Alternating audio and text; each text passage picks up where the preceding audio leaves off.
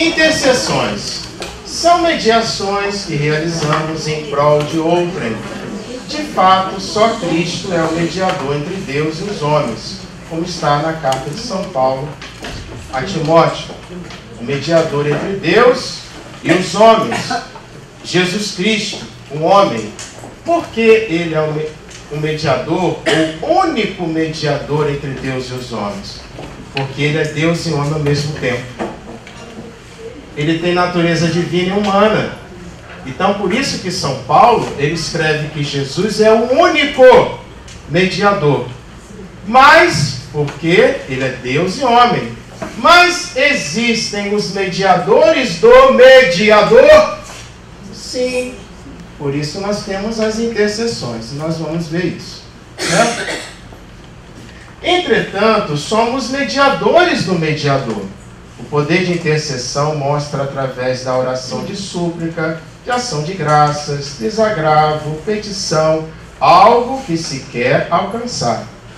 A veneração dos santos e não a adoração, que nós vamos ver isso na parte de cultos. Segundo a doutrina católica, tem por fim a glorificação de Deus, que é admirável nos seus santos. Único santo por natureza. Ele possui natureza divina. Nós temos natureza humana. Mas Jesus tem natureza divina e humana porque ele se fez homem. Deus feito homem. Certo? Ao qual e somente a ele se deve adorar como Criador e Senhor, Supremo de todas as coisas. Jesus Cristo, homem Deus, é o único mediador necessário para a nossa redenção, de redenção. Mas nós somos, e também os santos, mediadores do mediador. É importante essa expressão, mediadores aqui, com M minúsculo. O mediador que é Jesus Cristo, porque ele é Deus e homem, M maiúsculo. É importante isso. Vamos lá. As intercessões no Antigo Testamento. Abraão. Nós vemos Gênesis 18, 16, 33. É a passagem quando Abraão vai interceder por Sodoma. Aí a gente percebe a paciência de Deus ali. Mas, Senhor, se houver 50, o Senhor vai destruir a cidade? Não. Se houver 40, estão se lembrando dessa passagem? Aí chega até o número de 10. Mas se houver 10, o Senhor vai destruir a cidade? Não. Aí o Senhor destrói, porque não tinha nem 10, né? Nem 10 tinham. Entende?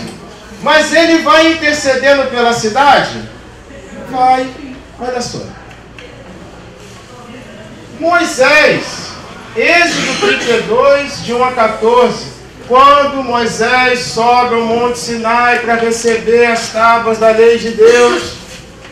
E aí o que acontece? O povo faz um bezerro de ouro. E aí o Senhor vai exterminar com todo o povo. E Moisés vai fazer o que pelo povo? Interceder. E Deus escuta Moisés e não extermina o povo. Moisés não intercedeu pelo povo? Sim. Esther. A primeira passagem é a oração de Mardoqueu.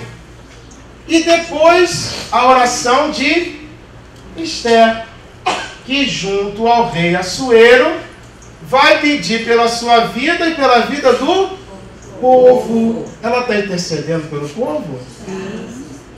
Olha só. E nós rezamos no credo todo domingo, né?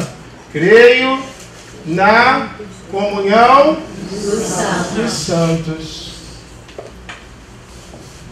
Os profetas, Jeremias, mas os profetas intercederam pelo povo? Sim.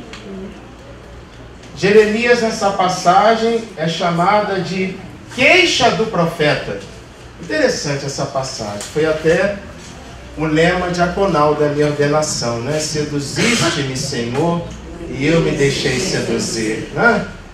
E ele, quando falava dos oráculos do Senhor para o povo se revoltava contra Jeremias. Aí ele chega e fala para o Senhor: olha, eu não vou falar mais, porque toda vez que eu falo em nome do Senhor, isso se volta contra mim. Mas aí ele fala: não, mas olha, eu sentia dentro de mim um fogo que ardia, que é o fogo do Espírito Santo, porque os profetas eram homens pneumáticos, homens que agiam segundo o Espírito. E ele continua intercedendo pelo povo, apesar de não querer mais. Mas ele continua por causa desse espírito que o impelia. Judas Macabeu. Essa passagem também é conhecida por nós, tanto que nós lemos ela no dia de Finados. Primeira leitura, uma das opções da primeira leitura no dia de Finados é essa. Judas Macabeu oferece um sacrifício e reza pelos mortos. Ele está intercedendo por aqueles que morreram. Olha só, outra parte que fala de intercessão. Isso só no Antigo Testamento, nós vamos ver no Novo, né? Os anjos, passagem de Tobias, esse livro é muito bonito, né? Rafael vai enviado por Deus para curar Tobite, pai de Tobias, e curar e libertar Sara. E no final de tudo, ele revela quem ele é. Eu sou Rafael, que assisto diante de Deus. E quando você, Tobite, rezava e enterrava os mortos, eu levava a sua oração junto a Deus. Isso não é intercessão? E como é que criticam a nós que não existe isso? Está na Sagrada Escritura. Não? A gente observa isso. Mas é importante que nós conheçamos essa Sagrada Escritura, não para discutir com as pessoas. Vocês não vão discutir com as pessoas quando vocês forem para a missão. Quando nós sabemos, nós não discutimos, nós dialogamos. Nós vamos fazer com que as pessoas reflitam aquilo que a gente está passando. Certo? A gente não discute, a igreja dialoga. Tanto que a igreja tem um diálogo interreligioso e ecumênico. Tanto que no Concílio Vaticano II, nós temos 2 documentos que falam sobre isso. O diálogo ecumênico, Unitatis Redintegratio, ou seja, a reintegração da unidade, que é o diálogo com as igrejas cristãs, que não são católicas. A igreja dialoga, não discute. Então, essa frase que às vezes a gente usa assim, sobre religião não se discute. Não, peraí, essa frase é falaciosa, né? A gente dialoga. Mas quando eu não sei de alguma coisa, eu saio pela tangente, né? E é por isso que a ideia do Padre Marcelo, né? Ele até comentou comigo: Padre Marcos, quais os temas que a gente vai tratar com eles, né? E a gente foi montando, né? Aí achamos por bem esses temas, né? Que já foram apresentados e os que nós estamos apresentando aqui. Mas a gente poderia falar de outros tantos temas. Claro, a doutrina católica, a gente pega o catecismo da igreja, olha quanta coisa tem para falar. São 21 séculos de igreja, 21 séculos de cristianismo. Certo? E a gente pode ser abordado por qualquer assunto. Mas a gente fez, né, assim para tentar passar mais um pouquinho para vocês do que supostamente vocês podem ser abordados. Certo? Abraão, vocês me ajudam? Abraão vai interceder por Abimeleque? Vamos lá. Vocês conseguem ler? Disse Deus a Abimeleque, rei de Gerar, após ameaçá-lo de morte por ter raptado Sara. Ele, Abraão, é profeta, e rogará por ti e que tu viverás. Nota-se que Deus se utiliza da oração do grande patriarca à vida de Abimeleque, ao qual poderia tê-lo concedido diretamente. Então Deus fala para Abraão rogar por Abimeleque. Olha só que interessante. Intercessão, né? Moisés, como vimos, né? Ele intercede pelo povo na passagem do bezerro de ouro, né? Essa passagem de Êxodo 32. Agora, intercessões do Novo Testamento.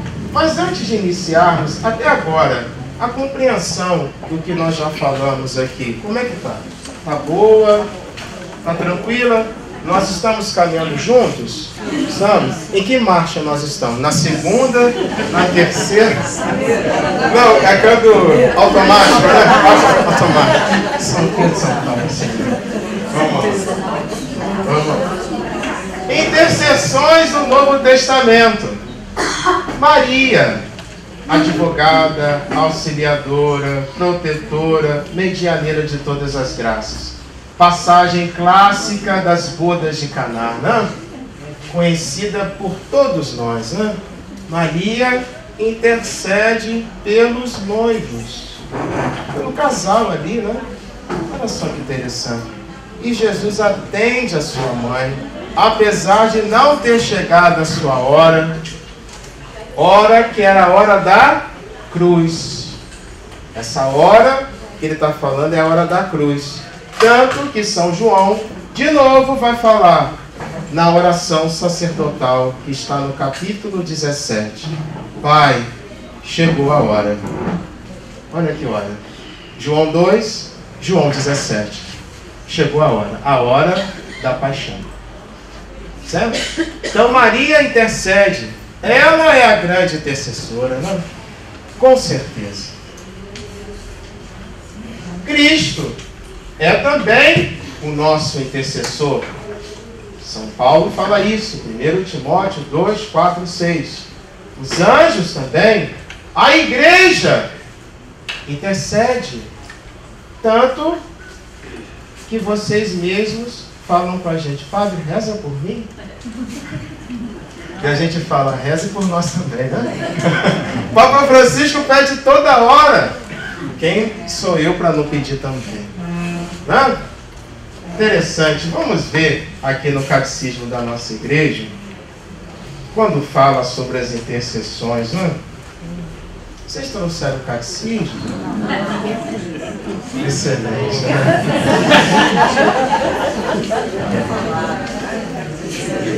Olha, eu costumo dizer para o pessoal que participa comigo às quartas-feiras do curso de teologia, esse pessoal vai lembrar.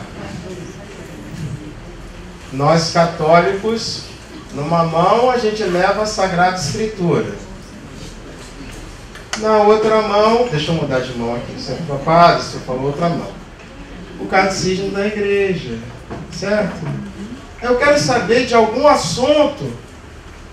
O catecismo da igreja. Não tem um padre por perto, a gente vai perguntar a quem? Ao diácono. Não tem um diácono por perto. Catecismo. A nossa mãe, igreja, escreve muito bem. Vamos escutar a nossa mãe. Recomendação para vocês, tá bom? Então vamos escutar a nossa mãe? Nossa mãe escreve muito bem, não é isso?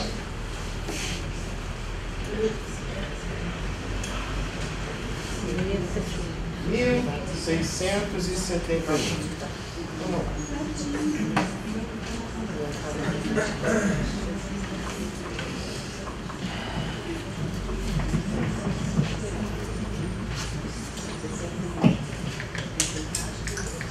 Entre os sacramentais, ocupam lugar destacado as bênçãos. Compreende ao mesmo tempo louvor a Deus por suas obras e seus dons, e a intercessão da Igreja, a fim de que os homens possam fazer uso dos dons de Deus segundo o Espírito do Evangelho. Então, a Igreja também intercede por nós, certo? Tanto que quando nós estamos na missa, o padre fica de mãos abertas, né? Por que o padre está ficando de mãos abertas assim, né? Por quê? Porque ele está intercedendo, ele está levando as orações de vocês aos céus. Tanto que a gente fala, oremos na oração coleta. Oração coleta. Por que oração coleta? Não, coleta na hora da liturgia eucarística? Não. Oração do dia, oração coleta, porque a gente recolhe todas as orações de vocês. Oremos. A gente não está intercedendo?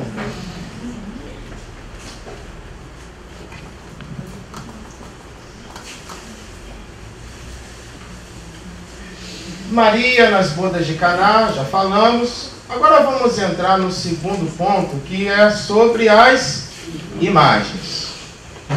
As imagens são representações que nos remetem a outra realidade. A proibição de imagens, que está em Êxodo 20, que é a passagem do Decálogo, os 10 mandamentos, e do Deuteronômio 4, 15 e 16, aplica-se às imagens cultuais, imagens de deuses estrangeiros, e não de qualquer espécie de desenho, pintura ou escultura. Senão a gente nem poderia ter a nossa foto. Ué, a bandeira do país que representa uma nação. Um quadro que a gente compra lá na loja. Engraçado que aqueles que nos criticam têm um quadro da Bíblia em casa. Não é imagem? Olha que contradição. Então não é qualquer tipo de imagem. Trata-se de ídolos e de figuras de deuses falsos que tomavam forma de pessoas, de animais, de astros, etc. Então essas imagens que o Senhor proíbe eram as imagens que se colocavam no lugar de Deus.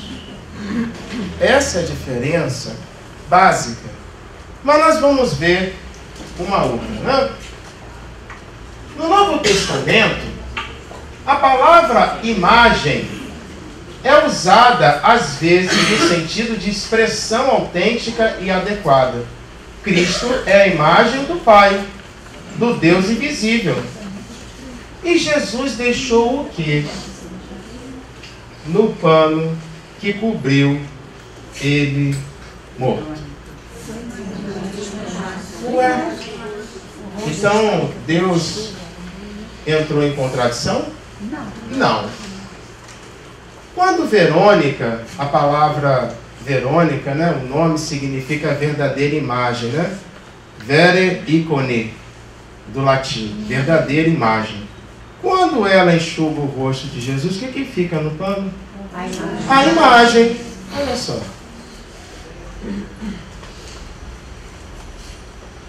Somos imagem e semelhança de Deus. Então, devemos saber utilizar essa palavra, imagem, não? Porque, às vezes, acontece a generalização desta palavra. Como acredito que o Lúcio, semana passada, falou sobre a palavra irmãos. Poxa, irmão não é só de sangue, não, né? Vocês são todos irmãos. Jesus falou. Ué. E a pobreza da língua hebraica, né? Que não tinha a palavra primo. Parentes próximos. Ué. Não. Tanto que o termo grego para irmãos é adelphos. Mas espera aí, Adelphos na Sagrada Escritura pode ser compreendido de várias formas. Não somente irmão de sangue. Desculpe-me, mas é ignorância. Entende? Quando nos criticam. Mas eles se tratam muito como irmão. É. Um outro, o irmão. Sim. Mais do que às vezes nós, pelo nome. Sim. Nós quase não dizemos isso, mas eles dizem muito. E quando Jesus fala, vocês são todos irmãos? É Adelphos, do grego. Entende? E criticam, né? É. Vamos lá. Há um abismo entre o culto das imagens e a idolatria, que são coisas bem diferentes. Deus que condenou a idolatria tão severa, como vimos, livro do Êxodo, Deuteronômio, essas passagens que eu estou fazendo com os franceses en passant,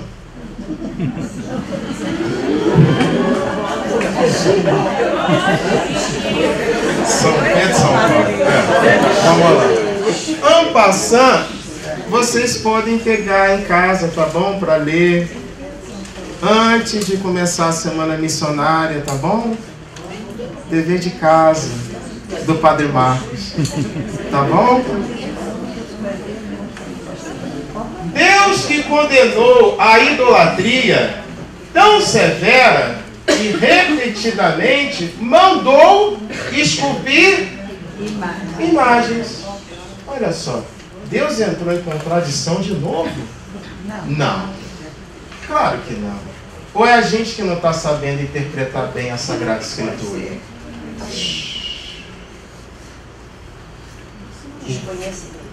Por isso que eu falei da ignorância. Né? Vamos lá. Números 21.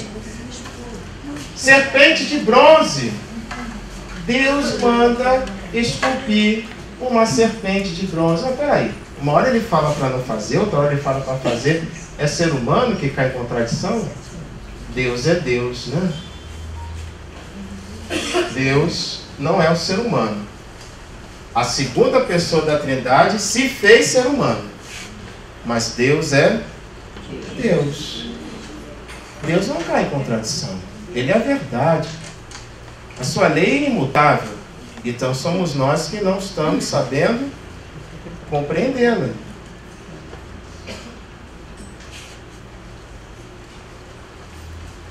Êxodo 25, 18, seguintes. A Arca da Aliança. Quando Moisés vai construir, Deus fala para fazer 2 imagens de querubins, uma em cada ponta. Ué, peraí. A construção do templo. Quando Salomão vai construir o templo de Jerusalém, e ele constrói lá e coloca pinturas de bois, de vacas, de animais no templo, e Deus não fala que está errado. Porque essas imagens não se colocam no lugar de Deus. Quando se coloca é idolatria. E nos acusam de idolatria aqueles que agem com insensatez, como Jesus fala isso toda hora para os doutores da lei e fariseus, né? Insensatos, né? Percebe? Deus não recrimina Salomão. Deus fala para construir 2 imagens de 2 querubins. Fala para Moisés construir a serpente de bronze. Mas essas imagens não se colocam no lugar de Deus. Entende a diferença? Não há idolatria.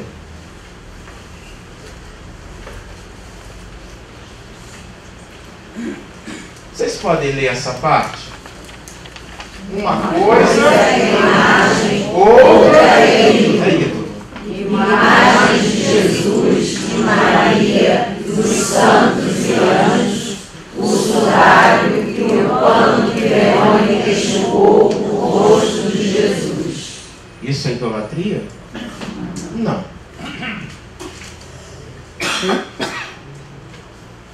Podemos ler juntos?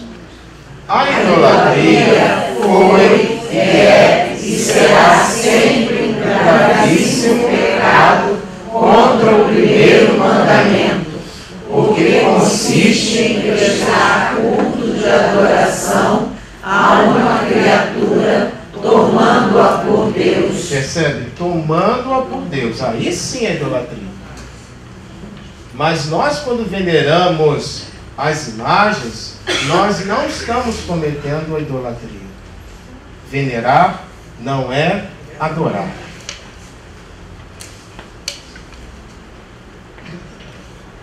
Vamos? Criador e Senhor de todas as coisas, apontando para o bezerro de ouro, disseram os israelitas: estes são os teus deuses. Percebe a diferença?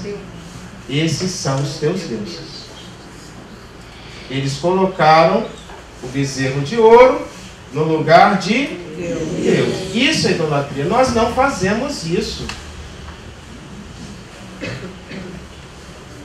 Ó Israel, que tiraram da terra do Egito, os hebreus com isto cometeram um ato de idolatria. Agora a terceira parte, o culto das imagens. Tal como... Antes de iniciarmos, até aqui, como é que está a nossa compreensão? Está tranquila? Então, tem que estudar? Ah, mas vocês são bons alunos, né? Não são? São bons alunos. Vão passar. Comigo todo mundo passa. Todo mundo passa comigo. Ninguém...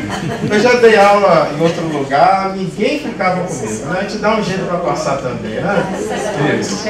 Isso é bom. Mas vocês são bons alunos. Vamos lá. O culto das imagens. Tal como sempre se praticava e pratica na igreja, não é absolutamente idolátrico. Isto é, refere-se às pessoas que elas representam, como vimos nas imagens, né? Imagens ali, intercessões. Né? Os católicos não adoram as imagens, mas veneram. O que significa o verbo venerar? Imitar, honrar, respeitar, admirar, seguir o exemplo. A gente não adora, né? Só a Deus. A gente vai ver, né? Essas expressões no grego, né?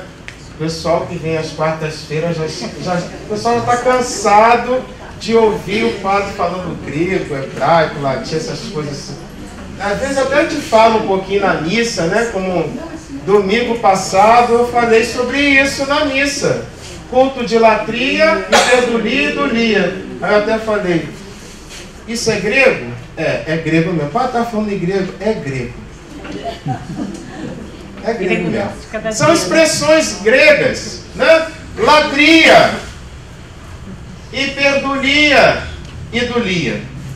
A respeito do culto, São João Damasceno, um padre da igreja do século VIII, certo? Muito antes daqueles que nos criticam, tá certo? Século VIII da igreja.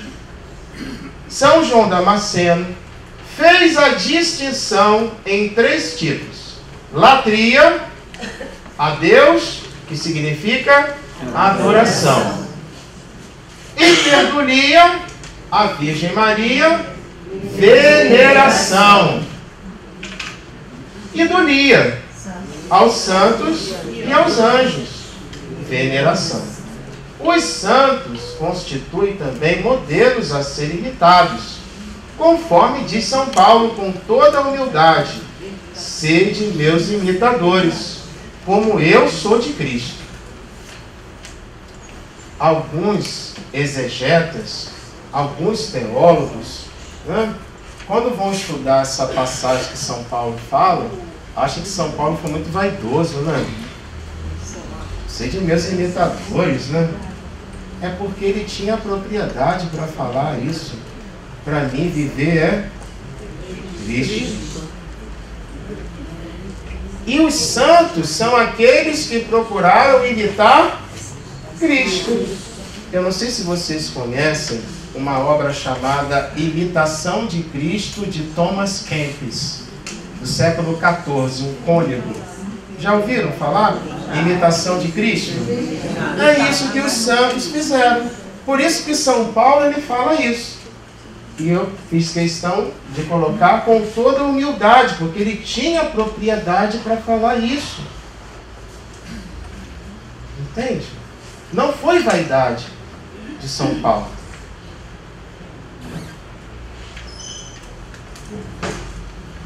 Os iconoclastas, já ouviram?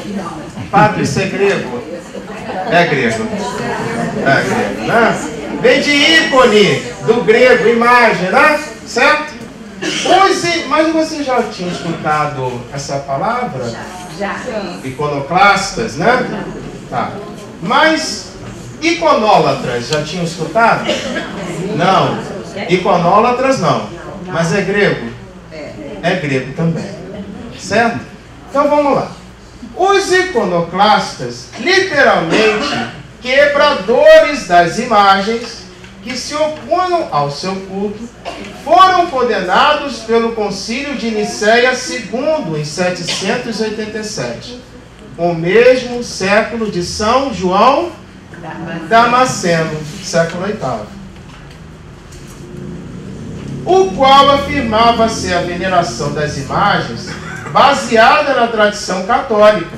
Ao final deste concílio, ficou estabelecido que os iconoclastas seriam condenados e se reconhecia a legitimidade da veneração das imagens, como até hoje nós fazemos. Veneradores de imagens são os iconólatras. São Pedro, São Paulo, dobra a língua, né? Iconólatras. Ou seja, os ícones que são considerados sermões silenciosos e meios de os iletrados se aproximarem dos mistérios da fé, não seriam mais. Aí quando a gente estuda lá no século XVI a chamada Revolução Protestante, não é, padre? Você mudou o nome? Não, esse que é o certo, não foi Reforma Protestante. A gente aprende nos livros de história erradamente que é Reforma Protestante. Está errado. É Revolução. Quem fez a Reforma foi a Igreja. Mas no livro fala contra a Reforma. Lutero não foi um reformador, foi um herege. Não foi um precursor como São João Batista. A gente vê nesse século, né, os calvinistas entrando nas igrejas católicas e destruindo as imagens. Eles são os iconoclastas. É por isso que os protestantes até hoje nos criticam disso. Não foi o Lutero, Calvino, Henrique VIII, não foram eles que fizeram a reforma. Foi a igreja. Como eles queriam corrigir o erro da igreja a partir de fora? Tem até uma expressão que fala, né? Colocar a farofa no ventilador na farofa, como é que é o esquema? São Pedro, São Paulo. Uma coisa ou outra, né? Vocês entenderam, é assim mesmo. São Pedro, São Paulo. É assim mesmo. Se eu não for, ficar sendo também. Né? Colocar o ventilador na farofa, não é isso? Isso. Vocês entenderam? O importante é que vocês entenderam, né? É isso mesmo. Mas como você vai corrigir o problema a partir de fora? Você corrige o problema a partir de... É por isso que o nosso fratello e amigo Francesco, nosso amigo, nosso irmão Francisco, ele escutou de Nosso Senhor falando: vai e reconstrói a minha igreja. Jesus não falou para ele fundar uma outra igreja. Reconstrói a minha igreja. De novo no singular, né? Como ele falou para Pedro, né? A minha igreja. Singular, uma só. Percebe? Então Francisco corrige o problema. Ione, você é excelente. Olha, quarta-feira ela faz a mesma coisa. Você já passou, tá, Ione? Não precisa nem fazer prova. Muito bem. Francisco corrige o problema da igreja a partir de dentro. Ele não funda outra igreja. Ele reconstrói aquilo que Jesus já havia construído. A minha igreja, a igreja é dele. Entende? Então, Francisco fez uma reforma? Fez. Porque quem faz a reforma é a igreja. Entende? Vamos lá. O culto das imagens vai ao encontro das exigências da natureza humana, que precisa de símbolos materiais para elevar-se às realidades espirituais. A gente usa muito na nossa doutrina litúrgica uma palavra chamada sacramento. Certo? Quem é o sacramento do Pai para nós? Jesus. Ele é o sinal do Pai, né? Do sacramento do Pai vem os 7 sacramentos que Jesus deixou à sua igreja.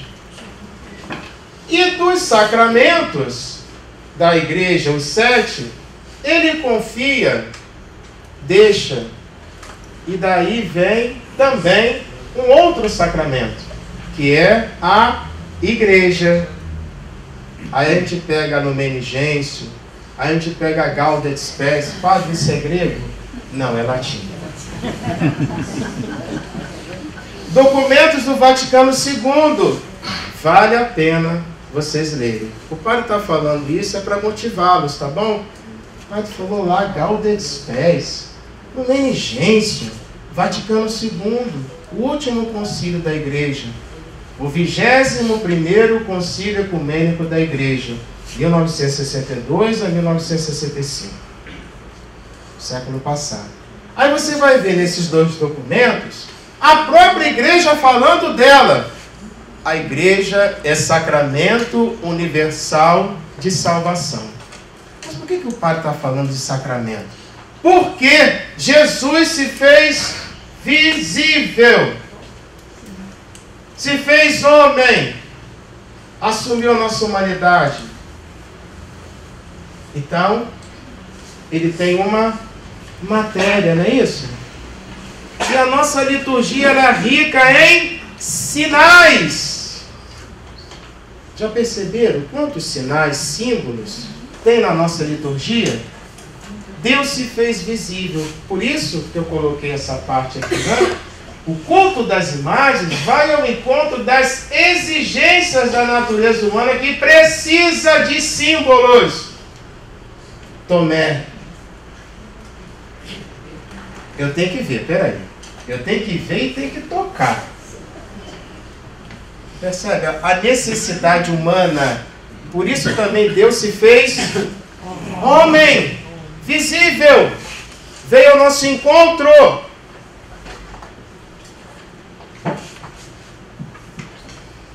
Quantas elevações de alma, quantos pensamentos salutares, quantas conversões não tiveram origem na contemplação de imagens? Quadros e santinhos, de fato Deus se dignou fazer, ao longo dos séculos, tantos milagres através das imagens. Está na história da igreja até hoje. Percebe? Meus amigos, a primeira parte nós terminamos. Caminhamos juntos? Está tudo claro como o sol do meio-dia? Apesar que agora são 10 para as 7. Está tudo claro? Alguma pergunta, alguma colocação? Sim. Com relação às imagens, objetos que nós católicos não veneramos, qual seria a explicação ou razão para benzer os objetos? Qual a diferença entre a gente tem assim uma certa distinção para aquelas que estão bentas e as que não estão bentas?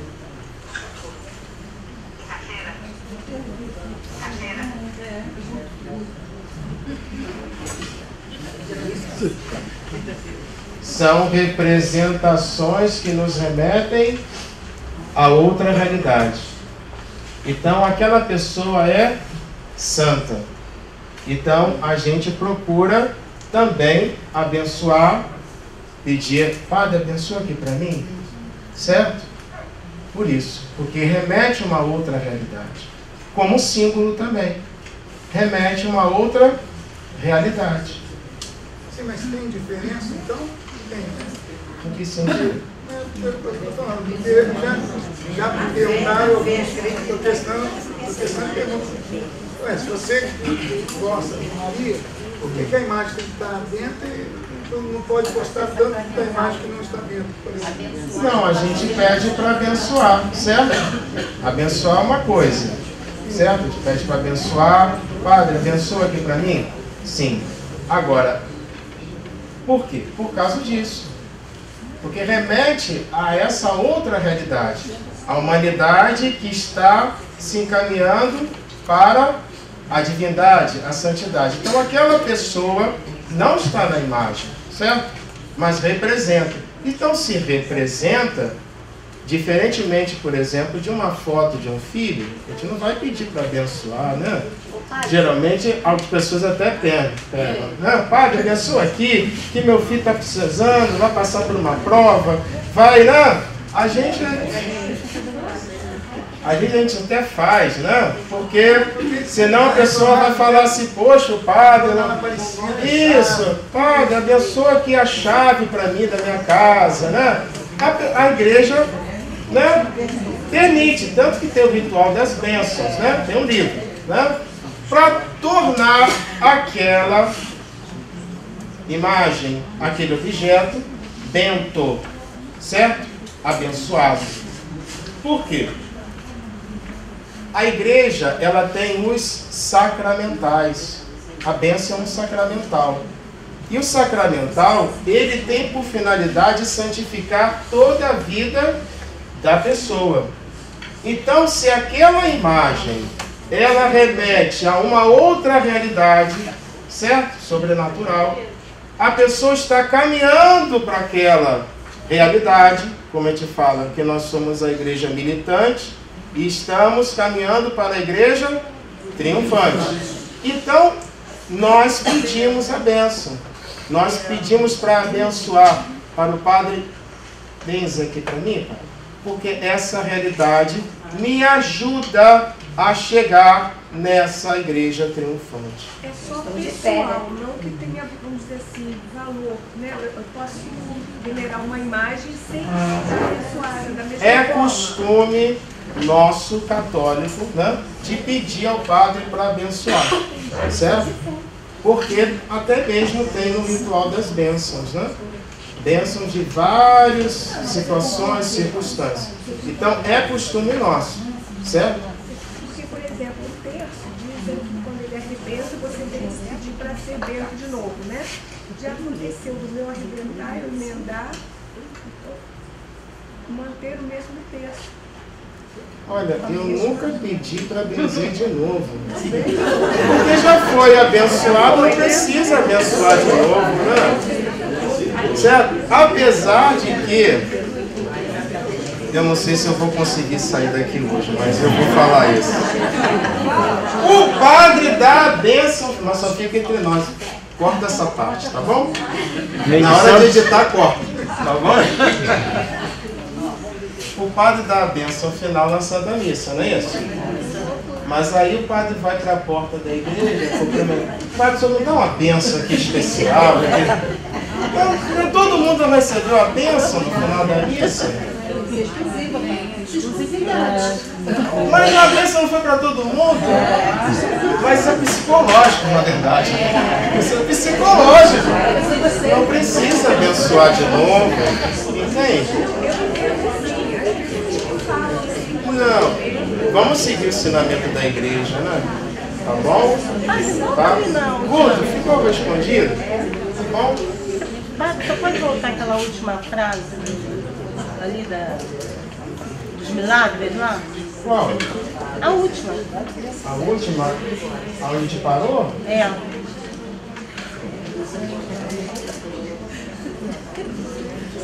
Essa aqui? Não. Essa? Essa é a última, não. É a última. Não é a última. Não. Essa? É.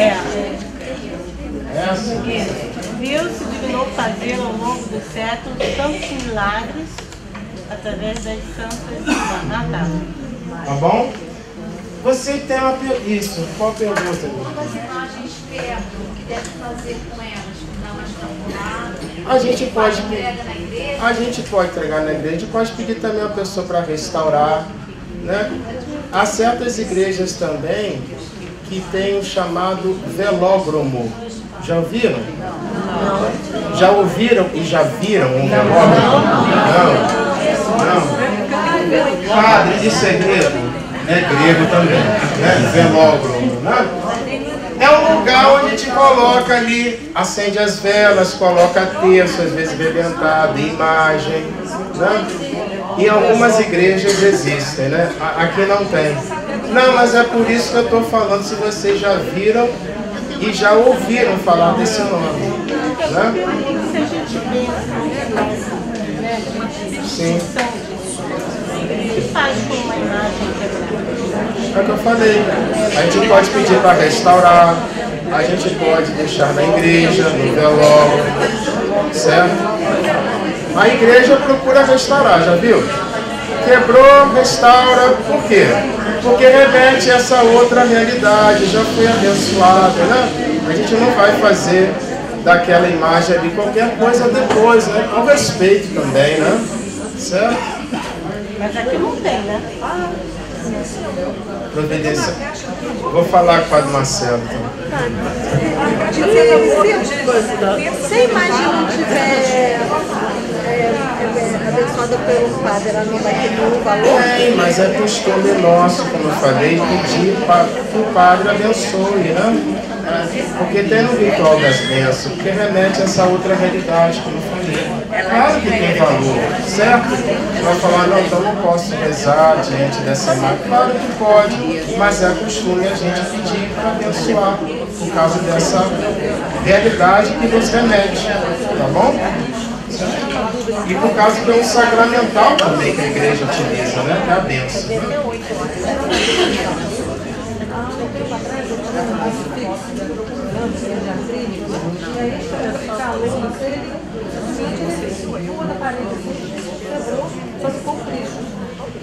Aí eu fui conversar com o padre, ele falou, olha, precisa botar no lixo, é só uma imagem.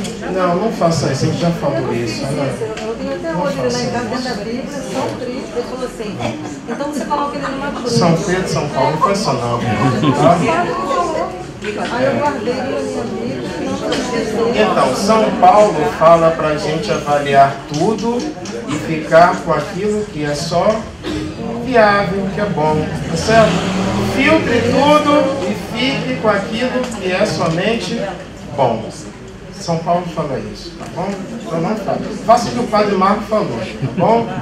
É o mais adequado, né? Bom senso, tá bom? Certo? Tranquilo? Podemos? Podemos? Vamos lá. Vamos falar um pouquinho sobre a Eucaristia. Para nós, está muito claro, né? Que a Eucaristia, né, é o corpo santo de Cristo, é a presença real, é o sacramento dos sacramentos, tá?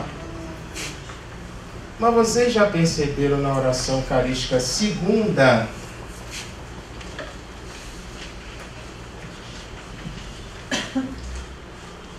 santifiqueis essas oferendas para que possam se tornar para nós.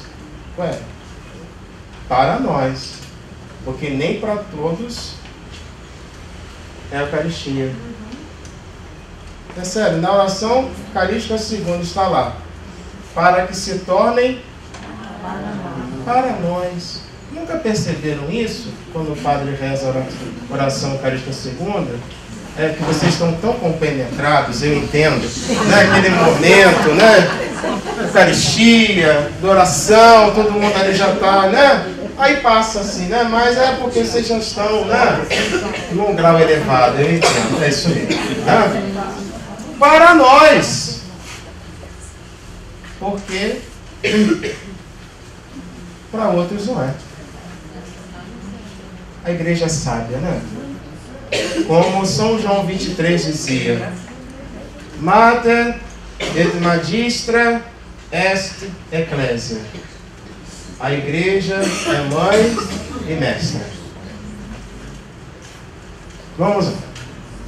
A Eucaristia é na igreja o sublime, pois é o próprio Cristo, seu corpo, sangue, alma e divindade. De fato, Cristo continua oferecendo-se ao Pai por nós em cada Eucaristia celebrada por amor, para nosso sustento e nossa salvação. O sacramento da Eucaristia conclui os sacramentos de iniciação cristã, batismo, crisma e Eucaristia. Pela celebração eucarística se perpetua pelos séculos até que o Senhor volte o sacrifício da cruz, ou seja, o memorial de sua paixão, morte e ressurreição, confiado destarte à igreja. De fato, a Eucaristia é o sacramento da piedade, sinal da unidade, vínculo da caridade, sacramento do amor e banquete pascal. A Eucaristia deve ser vista a partir de duas dimensões: sacramento e sacrifício. Por um lado, a consagração do pão para ser o corpo de Cristo, do vinho para ser sangue de Cristo, renova mística e sacramentalmente o sacrifício de Jesus Cristo na cruz. A Eucaristia é sacramento por quê? E é sacrifício por quê? Os quais se realizam por meio da mesma consagração.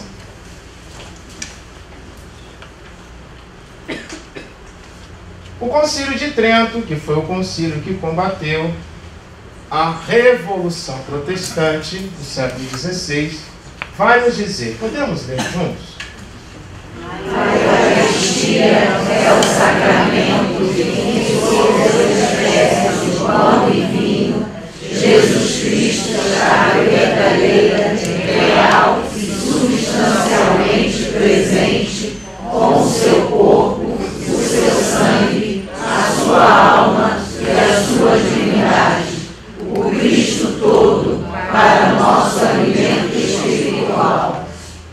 Essa é a definição que o Concílio de Trento dá. Eu só coloquei uma pequena parte, tá certo? Quando a gente pega as atas do concílio, a gente vai ver que a igreja deu um destaque, sobretudo, à Eucaristia no Concílio de Trento.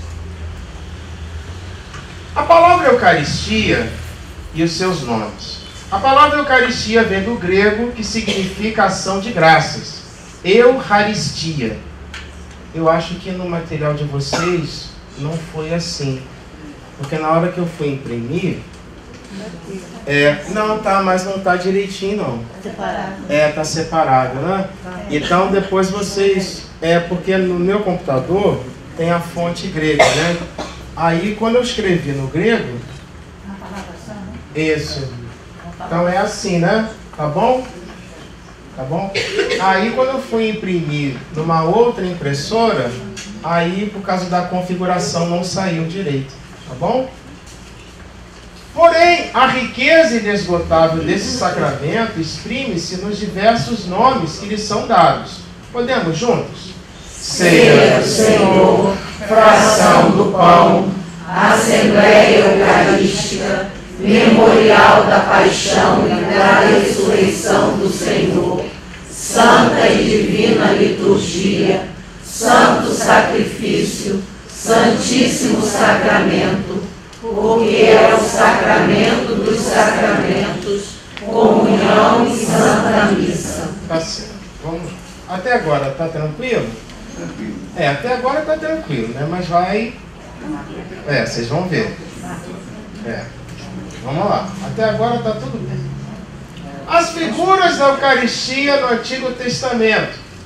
No Antigo Testamento aparecem prefigurações deste sacramento. O maná no deserto, o sacrifício de Melquisedeque, quando mandou trazer pão e vinho e os ofereceu, os pães da proposição, o sacrifício de Isaque e o sacrifício do Cordeiro Pascal. Os testemunhos da Eucaristia no Novo Testamento. A Eucaristia está fortemente ancorada no testemunho bíblico. Os evangelhos sinóticos, Mateus, Marcos e Lucas, e também São Paulo, quando ele escreve por primeiro sobre a Eucaristia. Acho que vocês já sabem que vocês são bons alunos, são bons católicos também, não é? Os textos do Novo Testamento, eles foram iniciados por São Paulo. Na ordem ali da Sagrada Escritura, a gente vê Mateus, Marcos, né? Isso foi quando a igreja o estruturou. Mas quem inicia o texto do Novo Testamento é São Paulo. Tanto que a primeira carta que ele escreve é 1 Tessalonicenses. É o primeiro texto do Novo Testamento. Então, o primeiro que escreve sobre a Eucaristia é São Paulo na carta aos Coríntios. Quem vocês? Mas ainda apontei ainda, né? Certo? Então São Paulo, ele mesmo vai falar: o que recebi do Senhor na noite em que ele foi entregue, eu vos transmito aquilo que eu recebi. Certo? Ele recebe da comunidade isso, que a gente chama isso de tradição, ou seja, transmissão. Certo? É a palavra de Deus oral, que é antes de ser a escrita, que alguns falam só a escritura, né? Que é a expressão latina, né? Só na escritura. Mas onde fica a tradição e o magistério? A palavra de Deus começou oral, depois que foi escrita, né? São Paulo, quando vai escrever o primeiro texto do Novo Testamento, por volta de 49, 50 ou 51 no máximo. Então, se coloca aí, vocês que são melhores em matemática do que eu, 33 para 49, 16, né? Conta aí, quase uns 20 anos depois que Jesus já tinha voltado para o Pai. E nesse período ficou o quê? Um vai transmitindo para o outro, como até hoje, a tradição da igreja, que junto com o magistério e a Sagrada Escritura formam o quê?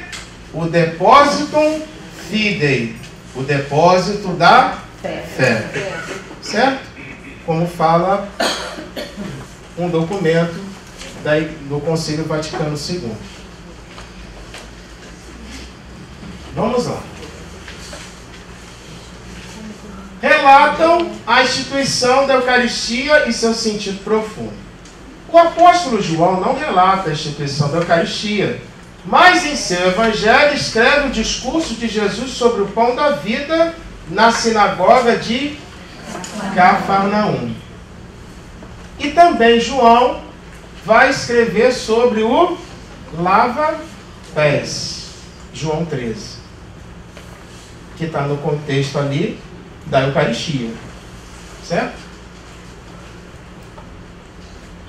Os testemunhos da Eucaristia na tradição, como está falando dessa transmissão. A Didaqué fala da fração do pão e relata isso no século II da igreja, né? Século I para o II. Esse documento é chamado de Doutrina dos 12 Apóstolos ou Catecismo da Igreja, o primeiro catecismo da Igreja, certo? Vamos lá. Como é que está escrito na Didaqué sobre a Eucaristia? Diga-me em todo lugar. Nós te agradecemos, Pai nosso, por causa da santa vinha do teu servo Davi, que nos revelaste através do teu servo Jesus. A ti glória para sempre. E depois, diga sobre o pão partido. Nós te agradecemos, Pai nosso, por causa da vida e do conhecimento que nos revelaste através do teu servo Jesus. A ti glória para sempre. Deixa eu falar, né? Amém. Se a gente pegar o texto de São Lucas, vocês trouxeram a Sagrada Escritura? Ah, então pega. Catecismo não, mas trouxeram a Sagrada Escritura. Vamos pegar o texto de São Lucas? Vamos lá. Lucas 22.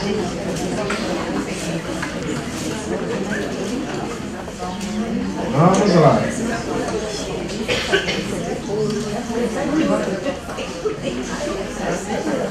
Vamos lá.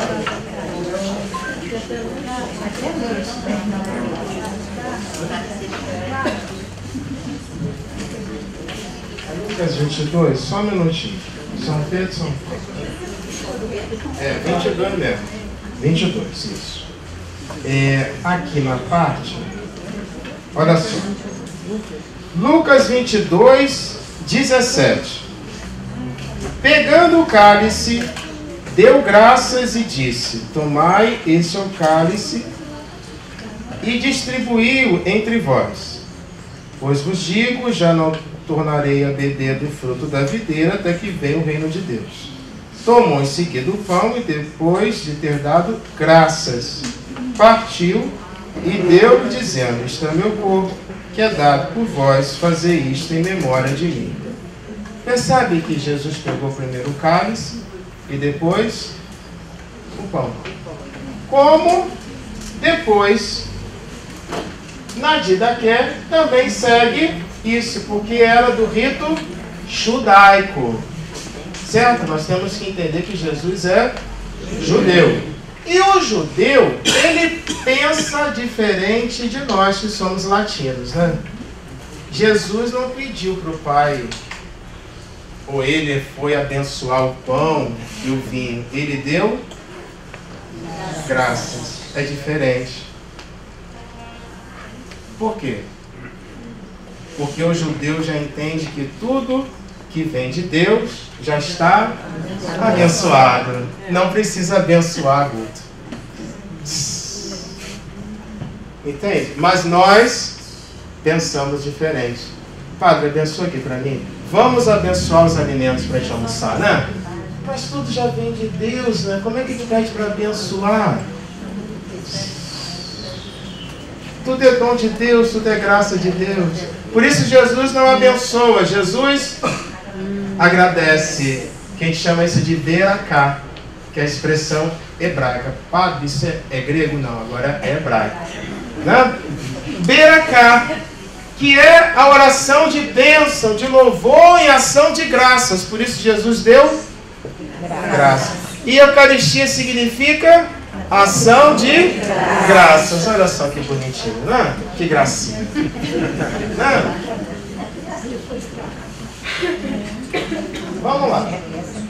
Os testemunhos dos padres da igreja.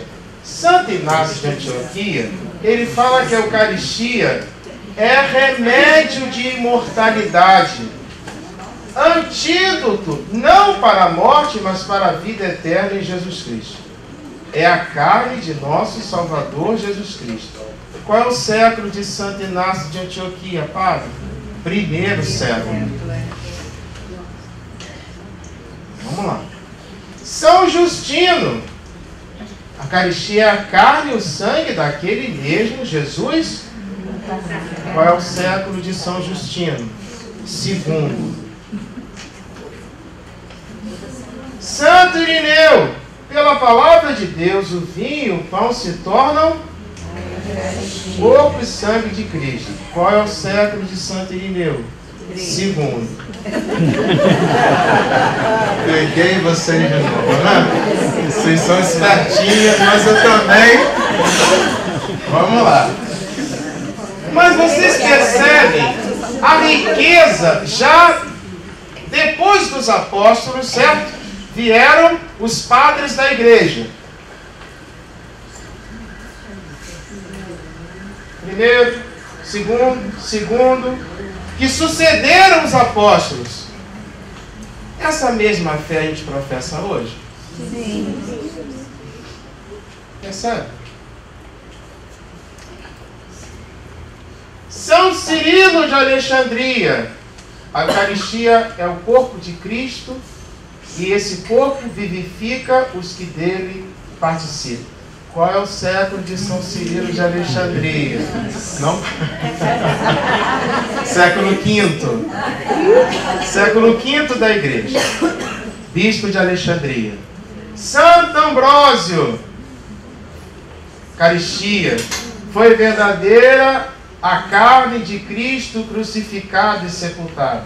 Portanto, é verdadeiramente de sua carne esse sacramento. Qual é o século de Santo Ambrósio?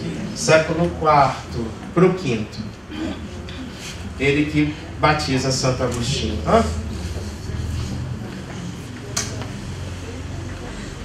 De fato, a Eucaristia tem preeminência sobre todos os demais sacramentos, pois é o próprio Cristo que está presente. Uma pergunta. Cristo somente está presente na Eucaristia ou Cristo é a Eucaristia?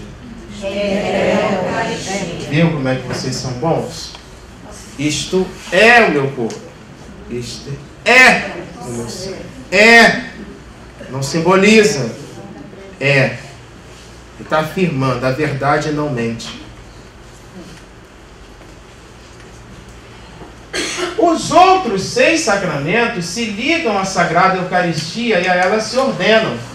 É o centro e o tesouro espiritual da igreja. Embora a igreja sempre tenha afirmado a fé, agora vai pegar um pouquinho. Né? A gente vai ver que agora não vai ficar tão claro assim não. Pelo menos para alguns. E vocês podem se deparar com isso. A igreja sempre tenha, embora afirmado, a fé na Eucaristia, durante a história ocorreram questionamentos, censuras e erros sobre este sacramento salutar por parte de alguns, cometendo até heresia. Até hoje. Ah, vocês adoram pão. Não, eu adoro o meu Senhor.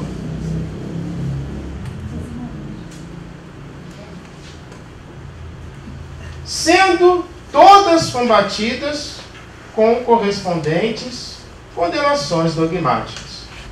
Vamos lá. Afirmações de não católicos e protestantes. Os docetas. Padre, o que é esse doceta aí? Não tem nada a ver com doce. Tá certo?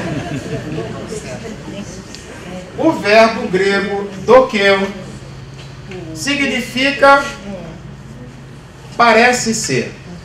Então, o docetismo, que era uma heresia, já no tempo de São João Apóstolo, quando a gente pega a primeira carta de São João, a gente vai ver assim São João escrevendo, né? A gente acha tão bonito, mas o que está por detrás daquilo que São João quer escrever ou nos mostrar, né? Jesus Cristo veio na água, no sangue e no Espírito. Bonito, né? O que São João está querendo falar com isso na primeira carta? Ele quer mostrar que Jesus realmente se fez homem, porque sangue e água são elementos próprios de um ser humano. E o que jorrou do lado aberto de Cristo na cruz? Porque os docetas diziam que Jesus não era verdadeiramente homem. Então, por isso, o verbo dokeu. Então, ele tem um corpo aparente. Ele não é humano verdadeiramente. E São João quer mostrar que ele realmente se fez Esse é o meu sangue. Deus não tem sangue, mas um Deus feito homem tem. Entenderam?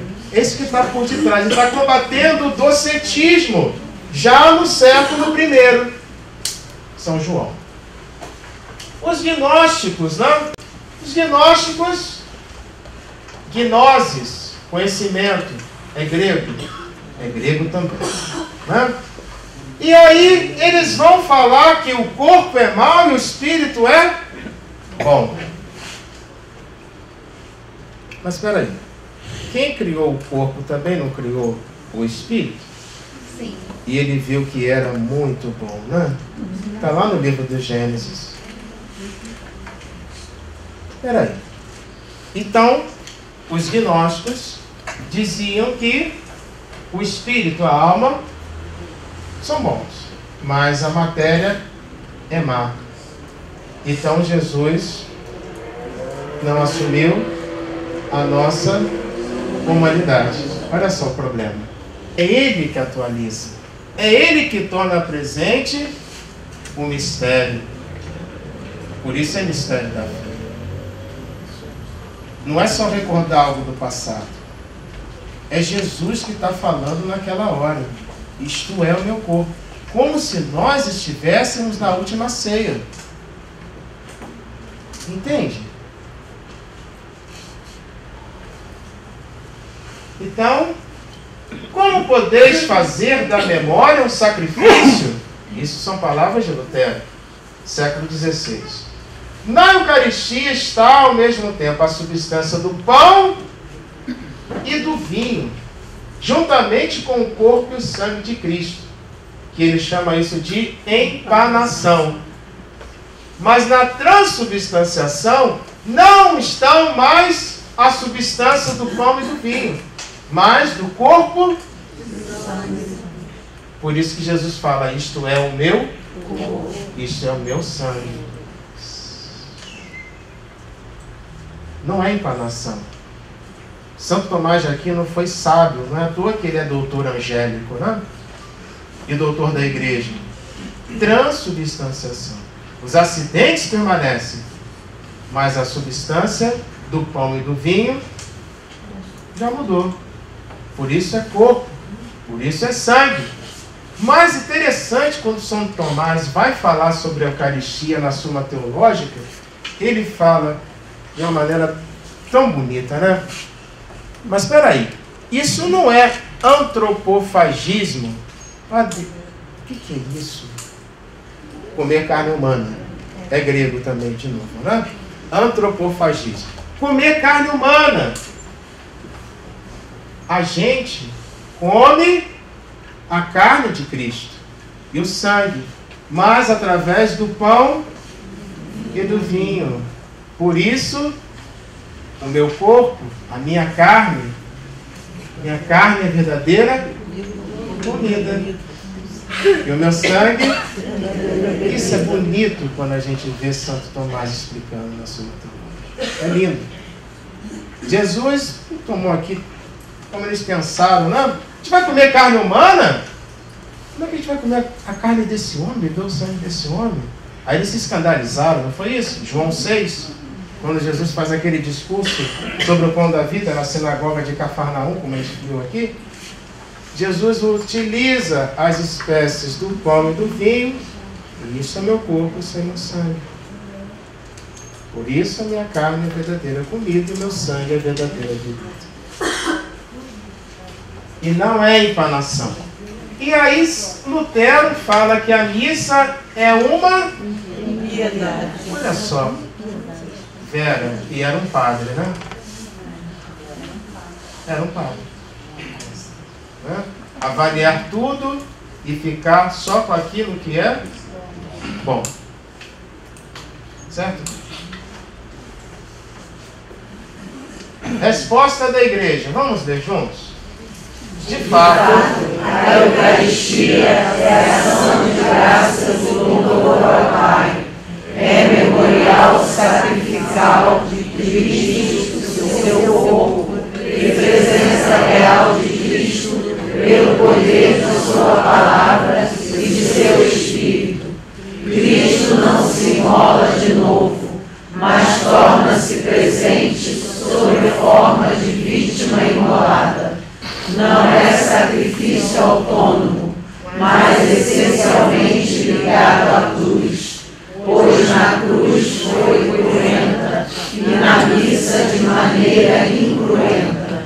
A Eucaristia é o sacramento do sacrifício da cruz, de tal forma que o sacrifício de Cristo e o sacrifício da Eucaristia são um único sacrifício. Até agora, está tranquilo? Sim. E por que só em algumas celebrações que nós recebemos as duas espécies e não em todas? Na instrução geral do Missal Romano, IGNR, né? Vem falando lá que a gente pode dar a Eucaristia em duas espécies, né? E... Calma, gente. Aspeta, Sorella. A igreja fala que exprime melhor em duas espécies, certo? Aí coloca ali as ocasiões, certo? Tem lá na instrução geral do Missal Romano. Sendo que o próprio Santo Tomás de Aquino, como eu falei que ele escreve de maneira bela sobre a Eucaristia na Suma Teológica, ele vai falar, e a igreja, pega isso de Tomás, vai falar, olha, na carne já estão o sangue, a alma e a divindade. No sangue já estão a carne, a alma e a divindade. E na instrução geral do Missal Romano, deixa isso muito bem claro, que os pastores deixem isso claro para os fiéis, que comungando em uma espécie, eles já estão comungando o Cristo todo, certo? Mas a igreja coloca algumas regras para ser em duas espécies, apesar que ela mesma fala que se expressa melhor em receber a Eucaristia em duas espécies. Começa assim o texto, certo? Que é questão de norma e disciplina da igreja, tá bom?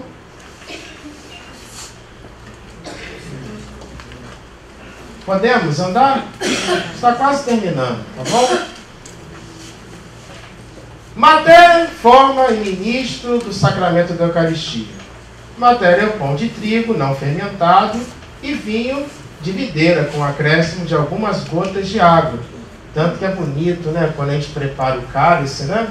Pelo mistério desta água e deste vinho, que possamos participar da divindade de vosso Filho, Senhor, que se dignou assumir a nossa humanidade. A água, humanidade. O vinho, a divindade de Cristo. Humanidade e divindade. Ou seja, nós estamos unidos, percebe? Ele se dignou assumir a nossa humanidade. E a forma, as palavras da consagração, que nós lemos aqui, né? São sinais sensíveis instituídos por Cristo que comunicam e conferem a graça. Quanto ao ministro desse sacramento, é somente o sacerdote, que pode, a palavra sacerdote, padre ou bispo, né? Validamente ordenado. O pessoal da igreja brasileira. Deu ruim, né? Deu ruim. Deu ruim mesmo. Né? Na verdade, nem é ruim, né? É ruim, a palavra é oxítono, né? Vamos falar certo, né? São Pedro e São Paulo. A palavra é oxítono, ruim. Né? Validamente ordenado. Ou seja, aqueles que possuem o sacerdócio ministerial, configurados a Cristo, cabeça que pode oferecer o sacrifício. Sujeito do sacramento da Eucaristia, que seja todo batizado capaz de receber validamente a Eucaristia, ainda que se trate de uma criança a partir do uso da razão, 7 anos de idade. Ou a capacidade de distinguir a Eucaristia de um alimento comum e de adorá-la, como Agostinho, no século V, vai falar. Nós adoramos primeiro e depois recebemos. Não é assim que acontece na missa? E ele fala, se nós não adorarmos antes de receber, nós estamos cometendo um erro grave. Padre, então eu não posso ajoelhar. Eu vou ficar, né, de pé ou em pé, né? Eu não estou adorando? Claro que está adorando. Se você está com o coração genuflexo, como fala Dom Alano, essa expressão tão bonita de Dom Alano, um coração genuflexo, você não pode ajoelhar-se por causa das suas limitações, né?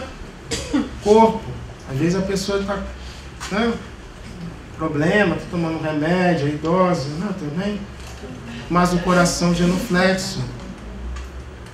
Eu estou adorando, espírito e verdade. Em 1215, o quarto concílio de Latrão autorizou a comunhão a partir da idade do uso da razão. Com frequência era adiada até a idade de 12 anos de idade. O Papa São Pio X, com seu decreto Singulare de 1910, partindo do pressuposto de que a comunhão ajuda a criança a se formar, autoriza e recomenda a comunhão desde a idade do uso da razão. Entretanto, para a recepção lícita e frutuosa, requer-se que a pessoa esteja em estado de graça e não apenas fé, e que tenha a reta intenção procurando a união com Deus, não por outros motivos. No caso do pecado mortal, a pessoa deve confessar-se primeiro, antes de comungar. Como a medida da graça produzida ex operato depende da disposição subjetiva de quem recebe o sacramento, a comunhão deve ser recebida de uma boa preparação e seguida de conveniente ação de graças. Vamos terminando. Esse é o último.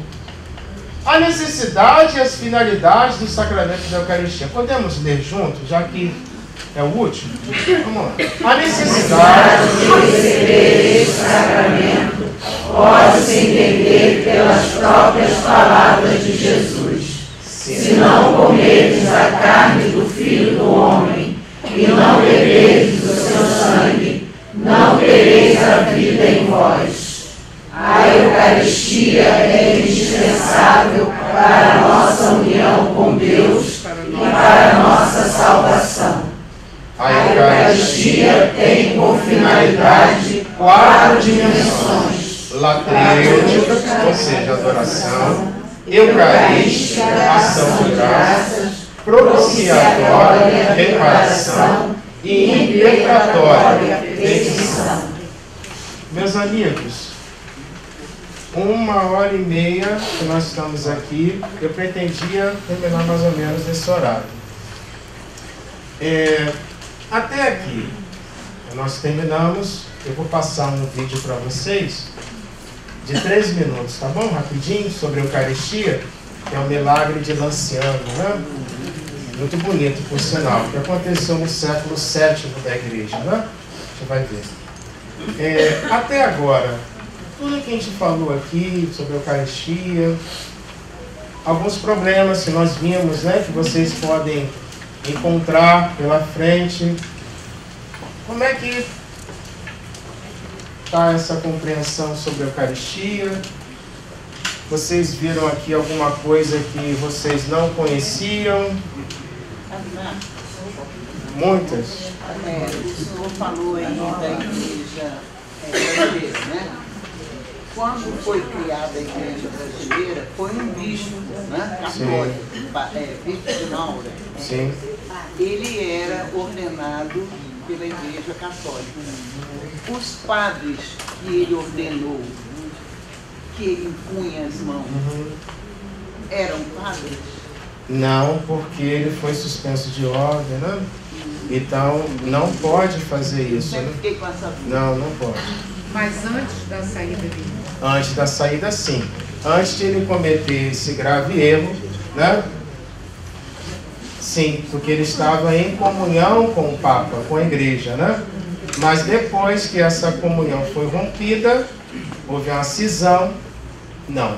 Porque ele ordenou vários Sim. padres. Né? É igual o chamado bispo rebelde, né? Lefebvre. Já ouviram falar? Bispo francês, Concílio Vaticano II, né? Lefebvre. Certo? Não pode. Certo? Então, Sendo eles não que... são padres. E aí, aqui a igreja, né? Ela, como fala, né? A ordem de São Pio X, né? Que é Lefebvre, ele funda, né? Aquela coisa do rito tridentino. A igreja, né? Depois ela procurou tentar, né? Uma reconciliação, mas ele também não quis, né? Infelizmente, né?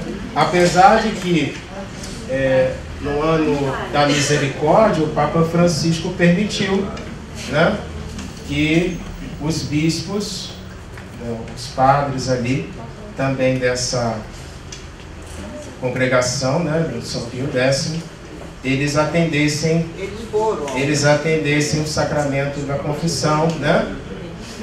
O Papa Francisco permitiu isso, né? E eles foram. Porque na época a igreja chamou o Lefebvre para conversar também, né? Mas ele ficou irredutível, infelizmente, né?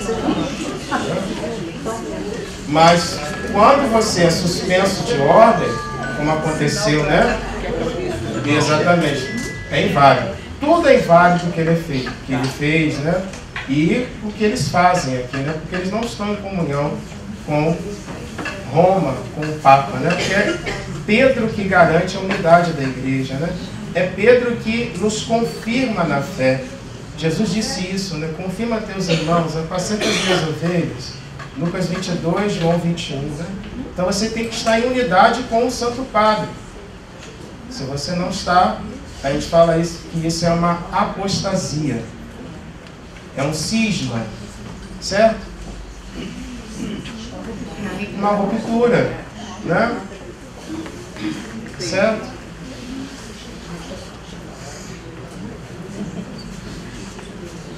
Oi. Sim, Margarida. Nas igrejas evangélicas eles têm a ceia, né? Acho que não sei se é por semana, por mês. Sim. E também eles têm a confissão. Sim. Mas se caso acontecer um assunto desse, o que a gente deve falar para eles? Então, o que eles fazem é algo simbólico, não é sacramental, né? Não é.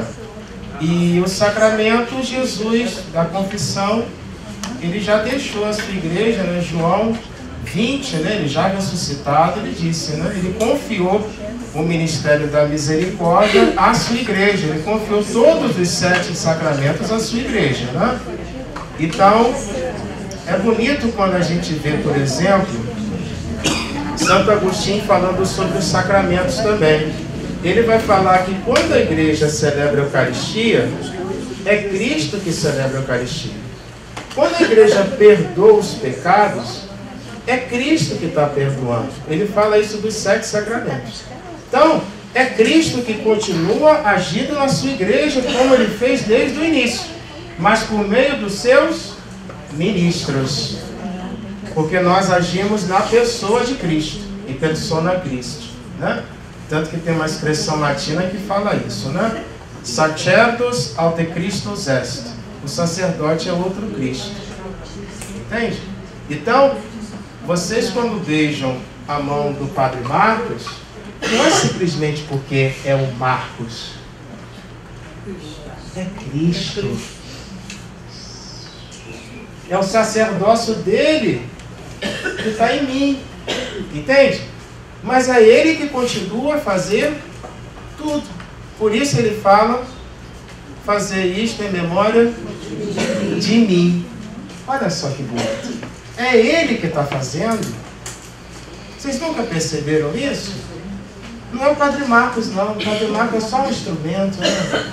Ainda ineficaz, como dizia o Papa Bento, né? Deus se apropria de instrumentos ineficazes. Estão aqui na frente de vocês. O Papa Bento falou isso, quem sou eu para não falar, né? Que Deus se apropria disso. Certo, Margarida? Então, Tudo isso ele confiou à igreja. Por isso que a gente falou aqui. Por isso que a igreja é sacramento universal de salvação. Porque ela recebeu isso do seu Senhor, que é sacramento do Pai. Entende? A gente não pode se confessar diretamente a Deus, porque ele deixou assim. Foi o meio ordinário que Jesus quis assim. Então, quando a gente não faz isso, a gente está desobedecendo uma ordem dele. Entende o problema que está por detrás? É. Certo? Certo? Podemos passar o vídeo para a gente? Eu vou celebrar ainda. Eu posso passar o vídeo e a gente faz? Vamos lá.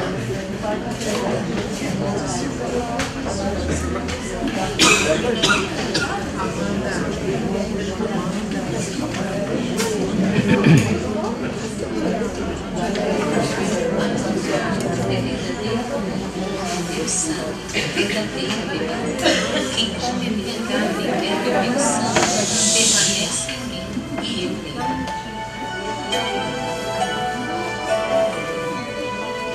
Cidade italiana da região do Abruzzo possui cerca de 35.700 habitantes, numa área de 66 quilômetros quadrados. Lanciano é marcada pelo fato de ali ter acontecido um dos mais famosos milagres eucarísticos relatados pela Igreja Católica. Um milagre que dura há mais de 12 séculos e que a ciência examinou e, diante dos fatos, teve que se inclinar. Destinado ao nosso tempo de incredulidade, este prodigioso milagre deu-se por volta dos anos 700, na cidade italiana de Lanciano, na igreja do mosteiro de São Legosiano, onde viviam os monges da ordem de São Basílio. Entre eles, havia um que duvidava que a hóstia consagrada fosse o verdadeiro corpo de Cristo e o vinho seu verdadeiro sangue.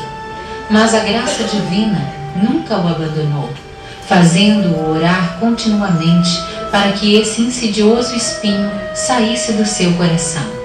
Foi quando, certa manhã, celebrando a Santa Missa, mais do que nunca atormentado pela sua dúvida, após proferir as palavras da consagração, ele viu a hóstia converter-se em carne viva e o vinho em sangue vivo. Sentiu-se confuso e dominado pelo temor diante de tão espantoso milagre, permanecendo longo tempo transportado a um êxtase verdadeiramente sobrenatural. Até que, em meio à transbordante alegria, o rosto banhado em lágrimas, voltou-se para as pessoas presentes e disse: ó bem-aventuradas testemunhas, diante de quem, para confundir a minha incredulidade, o Santo Deus quis desvendar-se neste santíssimo sacramento e tornar-se visível aos vossos olhos. Vinde, irmãos, e admirai o nosso Deus, que se aproximou de nós. Eis aqui a carne e o sangue do nosso Cristo muito amado.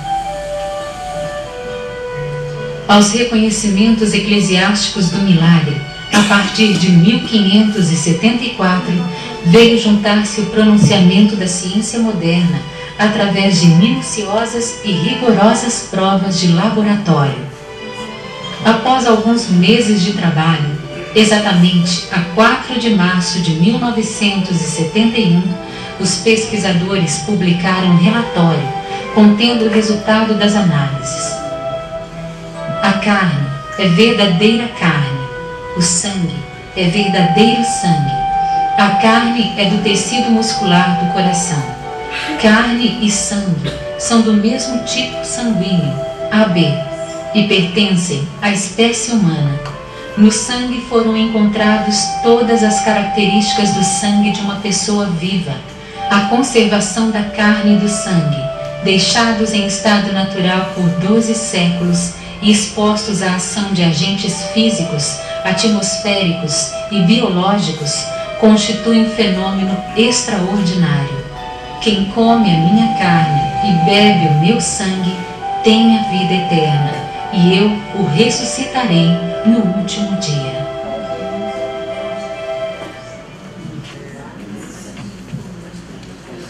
Meus amigos, muito obrigado pela paciência, pela atenção e pela participação de vocês, tá bom? Obrigado.